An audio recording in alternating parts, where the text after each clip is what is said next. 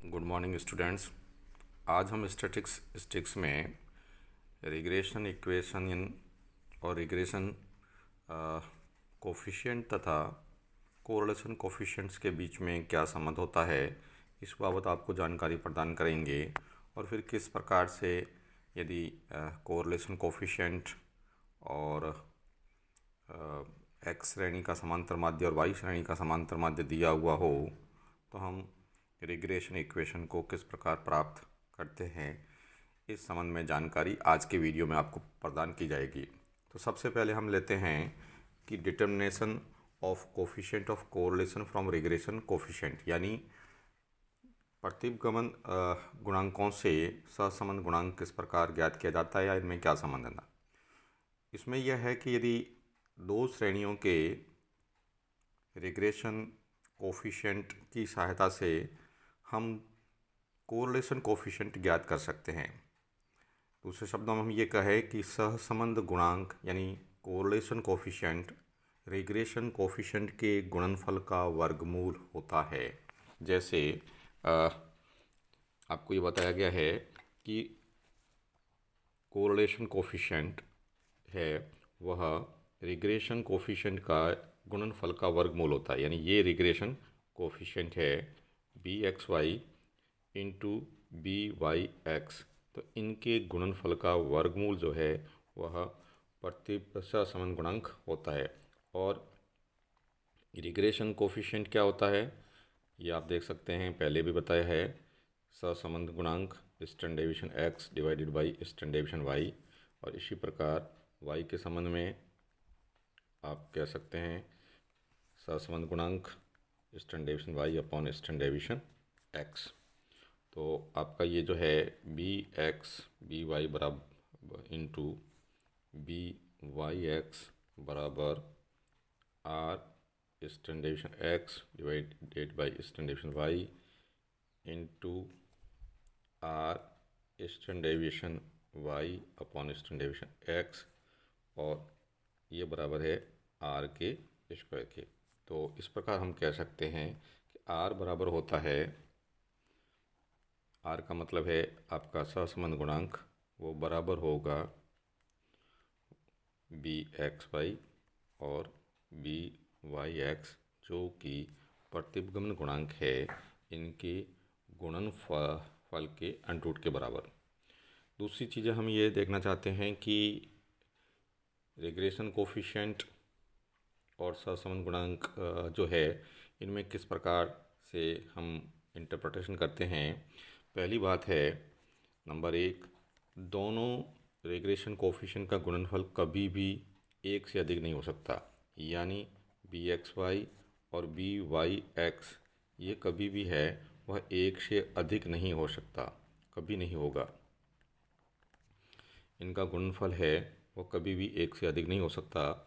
दूसरी बात यह है कि यदि एक प्रतिगमन गुणांक जो है एक से अधिक है, किसी श्रेणी का मान लेते हैं एक से अधिक है, तब दूसरा प्रतिगमन गुणांक का मूल्य एक से इतना कम होगा कि दोनों को से आपस में गुणन करने पर रिजल्ट जो है वो एक से अधिक नहीं हो सकता। सपोज बी एक्स वाई जो प्रतिगमन गुणांक है वह 1.3 है और दूसरा बी वाई एक्स जो है वह मान लेते 1.5 है।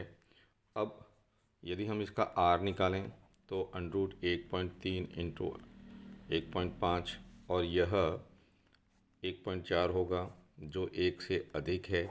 ऐसा संभव नहीं है, ऐसा संभव नहीं है, ऐसा नहीं हो सकता।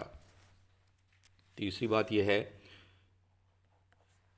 कि यदि दोनों गुणांक अर्थात प्रतिगमन के दोनों गुणांक पॉजिटिव है तो आर बी यानी सहसंबंध गुणांक भी पॉजिटिव होगा, यानी बी एक्स वाई और बी वाई एक्स पॉजिटिव है, धनात्मक है, तो आर भी जो है वह पॉजिटिव होगा, आर भी क्या होगा, पॉजिटिव होगा। और यदि दोनों नेगेटिव है तो आर भी क्या होगा, नेगेटिव होगा। अंत में इसके संबंध में जो हम इंटरप्रिटेशन ऑफ रिग्रेशन कोफिशिएंट की बात कर रहे हैं उसमें कि दोनों प्रतिबिंब गुणांक के चिन्ह एक समान होंगे, अर्थात बी एक्स वाई व बी वाई एक्स का जो साइन है वह एक समान होगा। अब हम आपसे एक क्वेश्चन बताना चाहते हैं जिसमें दोनों श्रेणियों का समांतर माध्य दे रखा है, स्टैंडर्ड डेविएशन दे रखा है, आर जो उसका रिग्रेशन कोफिशिएंट है, सहसंबंध गुणांक है, कोरिलेशन कोफिशिएंट वो दे रखा है, और आपसे यदि पूछा जाता है कि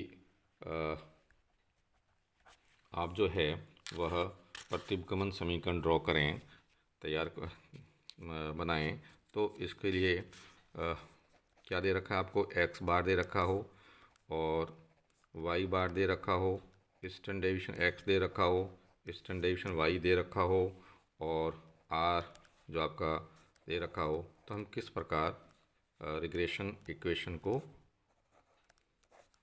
समीकरण बनाते हैं। तो एक इस प्रकार का हम एक क्वेश्चन करते हैं जिससे बात ज़्यादा स्पष्ट हो जाएगी। जैसे क्वेश्चन में दे रखा है, the following information about the advertisement and sales are available. विक्रय और विज्ञापन विषय व्यय के विषय में निम्न समांक उपलब्ध है। जैसे एडवर्टाइजमेंट को हम एक्स मान लेते हैं और सेल्स को हम यदि वाई मान लेते हैं, तो इनमें मीन दे रखा है एक्स का 20, ये रुपीज इन करोड़, और ये भी दे रखा है रुपीज इन करोड़। वाई का दे रखा है 120 मीन, स्टैंडर्ड डेविएशन दे रखा है 5 और 25, देन कोरिलेशन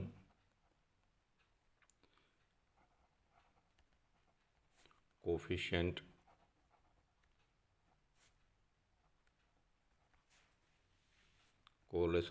दे रखा है आपका आर जो है वो 0.8, और अब आपसे पूछा गया है calculate the two regression equation, ये यदि आपसे पूछ रखा है तो हम इसको, जैसे पहला है हमारा X on Y regression equation of X on Y, जैसा कि आपको पहले क्वेश्चन में बता रखे हैं, X minus X bar R standard deviation x divided by standard deviation Y, Y minus Y बार।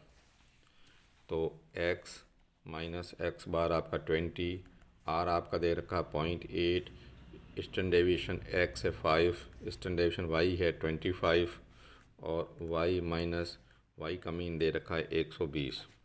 इसको सॉल्व करेंगे तो एक्स माइनस 20 बराबर 0.16 वाई माइनस 120।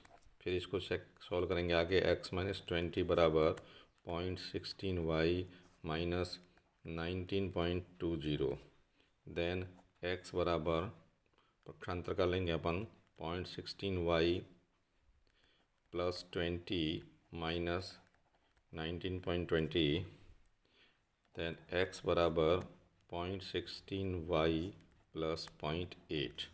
यह आपका रिग्रेशन इक्वेशन फर्स्ट हो गया एक्स ऑन वाई। दूसरा हम लेते हैं रिग्रेशन इक्वेशन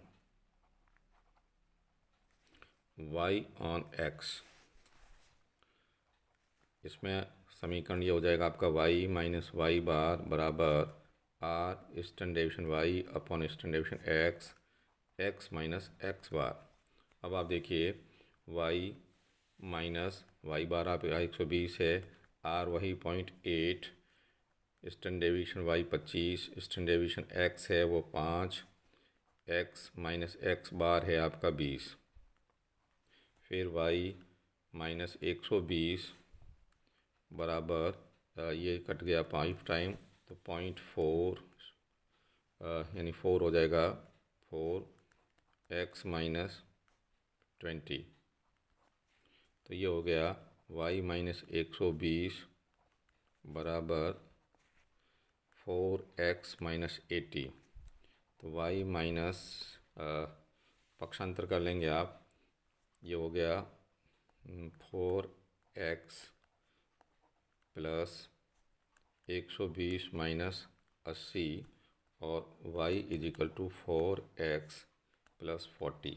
इस प्रकार हमारे पास में ये दो रिग्रेशन इक्वेशन प्राप्त हो जाएंगे जब हमें मीन दे रखा हो x का, y का, स्टैंडर्ड डेविएशन दे रखा हो x और y का, और r दे रखा हो। तो हम इस प्रकार इसको तैयार कर सकते हैं।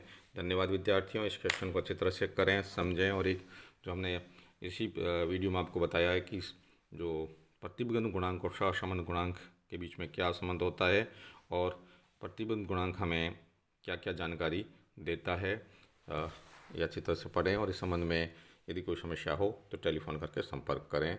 धन्यवाद।